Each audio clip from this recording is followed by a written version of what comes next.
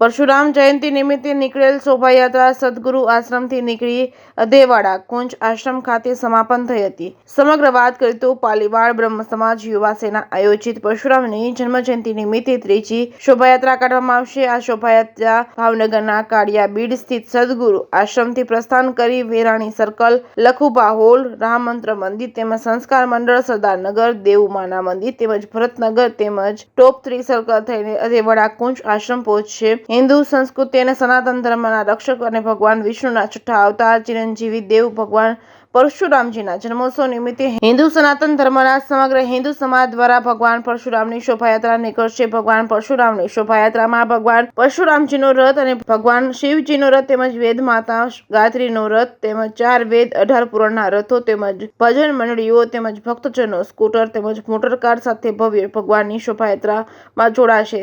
ભાવનગર જિલ્લાના સમસ્ત બ્રહ્મ સમાજને આ શોભાયાત્રામાં જોડવા માટે યાત્રા સમિતિના આગેવાનો મુકેશભાઈ જાની, પ્રભાતભાઈ પંડ્યા, જગદીશભાઈ, મહેશભાઈ, શરદભાઈ, ચેતનભાઈ ત્રિવેદી, ભરતભાઈ દ્વારા આમંત્રણ આપવામાં આવ્યું હતું.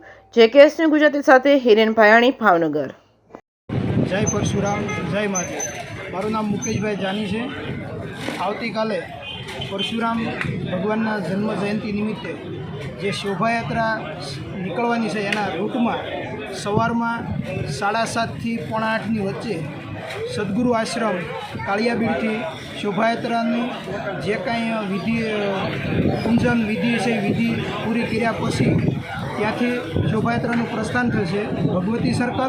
ભગવતી સર્કલથી વિરાણી સર્કલ, વિરાણી સર્કલથી લીલા સર્કલથી તળાજા જગાતનાકા, તળાજા જગાતનાકાથી રામ મંત્રથી સંસ્કાર મંડળથી સરદારનગર, સરદારનગરથી દેવુમાનો રોડ, દેવુમાના મંદિરથી ભરતનગર 12 નંબર બસ સ્ટેન્ડ, ત્યાંથી જલારામમાંથી કામિન્યાનગરથી લીલા સર્કલથી ટોપ 3 અને ટોપ 3થી અધેવાડા ઢાળસડી અને શિવકુંજ આશ્રમ સીતારામ બાપુનો જે આશ્રમ છે ત્યાં 12:30 થી 1ની વચ્ચે શોભાયાત્રાનું સમાપન થશે. ત્યાં ધર્મસભા પૂરી કરી અને જે ભૂદેવો, બ્રાહ્મણો અને અન્ય જે કોઈ ભાવનગરના ભાવેણાવાસીઓ જે શોભાયાત્રામાં જોડાયેલા છે એ બધાને ધર્મસભા કરી અને મહાપ્રસાદ લઈ અને છૂટા પડવાની.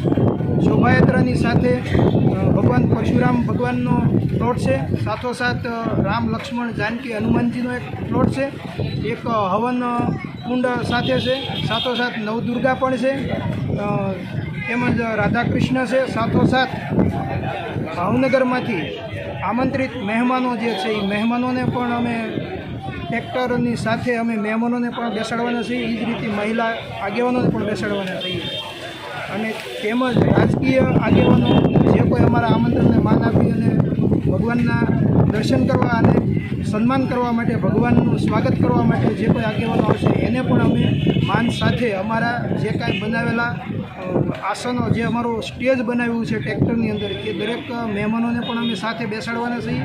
સાથોસાથ ભાવનગરનો જન્મદિવસ કાલે હોય તો ભાવનગરનો જન્મદિવસ પણ અમે એવી ઈચ્છા છીએ કે ભાવનગરનો જ્યારે જન્મદિવસ હોય ત્યારે ભાવનગરના જન્મદિવસને પણ અમે અમારી ધર્મસભાની અંદર અમારું એવું આયોજન યુવાનોનું છે કે આપણે કેક કાપી અને ભાવનગરના જન્મદિવસને પણ આપણે ઉજવીએ.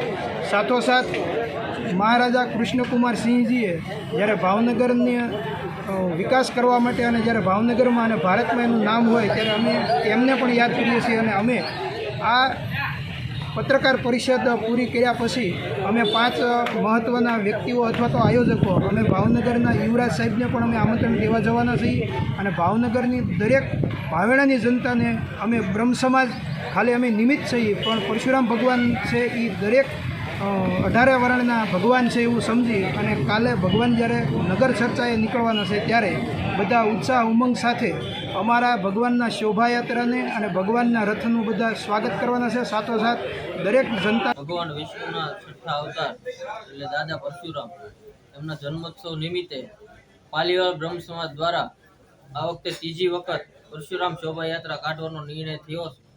એ પણ આ વખતે ગુજરાતની 1 નંબરની પરશુરામ યાત્રા થાય એવો સર્વ પાલીવાડ બ્રહ્મ સમાજના યુવાનો દ્વારા નિર્ણય થયો અને સતત 15 દિવસથી યુવાનો તન, મન અને ધનથી સેવા કરી રહ્યા છે. રાત દિવસ જોયા વગર જે પોતાનું ઘર પરિવાર છોડી અને દાદાના કાર્યમાં જોડાઈ રહ્યા છે ત્યારે ભાવનગરની સર્વે ધર્મપ્રેમી જનતાને પરશુરામ યાત્રામાં જોડાવા માટે અને સહભાગી થવા માટે હું હાર્દિક આમંત્રણ આપું છું અને બની શકે એટલો સાથ સહકાર આપી અને વધારે સંખ્યામાં માણસો જોડાય અને ધર્મનું કાર્ય છે. આ કોઈ રાજકીય કાર્ય નથી કે કોઈ પોલિટિકલ પાર્ટીનું કાર્ય નથી. ઓનલી ફોર હિન્દુત્વનું અને બ્રહ્મ સમાજના દાદા પરશુરામ ભગવાનનું કાર્ય છે. એટલે સર્વ ધર્મપ્રેમી જનતાને હું આહવાન કરું છું કે વધારે સંખ્યામાં જોડાવ અને સર્વ સાથે મળીને દાદાનો જન્મોત્સવ ઉજવીએ. જય જય પરશુરામ. જય જય પરશુરામ. જય જય